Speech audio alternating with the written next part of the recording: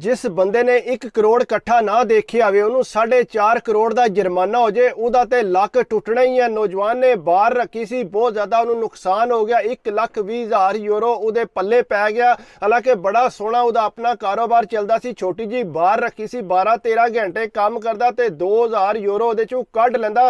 काफ़ी उहदे कस्टमर बने सी। अपनी पिछे कोठी भी उन्हें शुरू की सी, बड़ी चंगी जगह लैके बड़ा खुश है कि मेरा कारोबार बड़ा पै चलदा। नाल वाले मुंडे भी बड़े आंदे सी कि यार तेरा कारोबार चंगा चल गया, तू ते छा गए, 2,000 यूरो कढ़ लैने, असीं ते फैक्ट्री काम करके 1200-1300 बड़ी मुश्किल नाल करने। वो भी बड़ा खुश है, मुतमिन आया। उहदे कोल जेड़ा कस्टमर आंदा सी उहनूं बड़ा ही वेलकम करदा। एक कस्टमर उहदे कोल आंदा सी, वो आके उहनूं कदे यूरो कदे 2 यूरो ने टाई शाई लाई हुंदी सी, काफ़ी देर उहदे कोल आके बहिंदा सी ते इह भी बड़ा खुश हो के सारे काम छड्ड के ते उहदे नाल गप्पां लांदा सी, क्योंकि उहने दस्सिया सी कि नाल उसे गली च एक होटल आया, उहदा जेड़ा ओ मालक है उहदे अपने वर्कर काम करदे। इन्हें भी देखिया सी बहुत ज़्यादा उहदा रश हुंदा सी। जिसले दी दुकान ते आउंदा आके लैपटॉप लैके ते बह के हिसाब किताब करन लग पैंदा सी। दसदा कि अज जिहड़ी है मेरी 5,000 यूरो सेल हुई है। वो असरा वो तकदा सी, ज़ाहिर गल है ते पूरे महीने का जिहड़ा टोटल 2,000 कढ़दा सी ते 5,000 यूरो कित्थे। ये ते ताके हैरान परेशान, कई बारी वो इनू 5 यूरो दे दिंदा, 10 यूरो देंदा, ये होर ज़्यादा उहदे नाल गलबात करदा। कोई भी कस्टमर जिहड़ा इतनी टिप नहीं देंदा,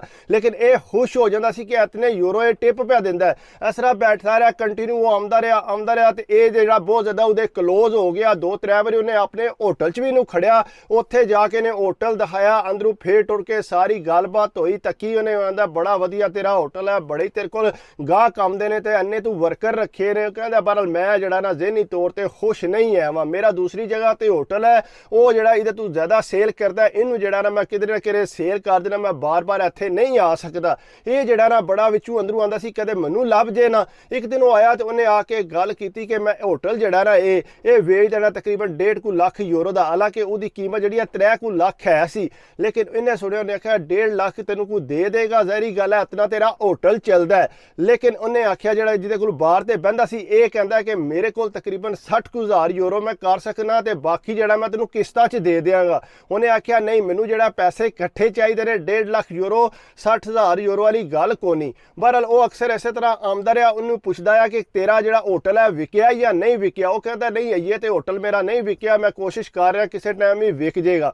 वो एक दिन आया, उन्हें आख्या चल सही है, तू फिर मेरे प्रोमिस कर, तू मैनू 60,000 यूरो करके दे, तो बाकी जरा तू मैनू बाद दे देगा। कहता बिल्कुल मैं दे देंगा, कोई फिक्र वाली गल नहीं। खुश हो गया कि इतना होटल चलता, मेरे तो कोई थोड़े बहुत ही गाहक आते हैं। उन्हें जनाब विचू मुतमिन हो गया। उन्हें आख्या जी 1 हफ्ते का तेरे को टाइम है, तू 60,000 यूरो कर लै, तो उत्थे होटल मेरे च बह के गल कर लांगे। उन्हें आख्या जी ठीक है। वो जनाब अगे पिछे हथ पल्ला मारना शुरू हो गया। उन्हें अपने बार का रेट भी लवा लिया। जेडे नाल वाले मुंडे सी उन्होंने पता है कि इसकी बार जी है चंगी चलती है। उन्हें जनाब एक मुंडे ने 18,000 यूरो जोड़ा उसका रेट लाया बार का। इन्हें फटोफट उन्होंने 18,000 यूरो की जी बार दे दी। उस तो बाद अगू पिछू पैसे चुकने शुरू करते। पिछे जो कोठी का काम शुरू कराया सी, कहता वह भी काम जो बंद कर दो, फिलहाल मैं होटल लैन लगा, उस तो बाद देखांगे एक होर चंगी जगह लै ला। घर दे भी बड़े परेशान होए कि इतना वड्डा ये काम करन लगा।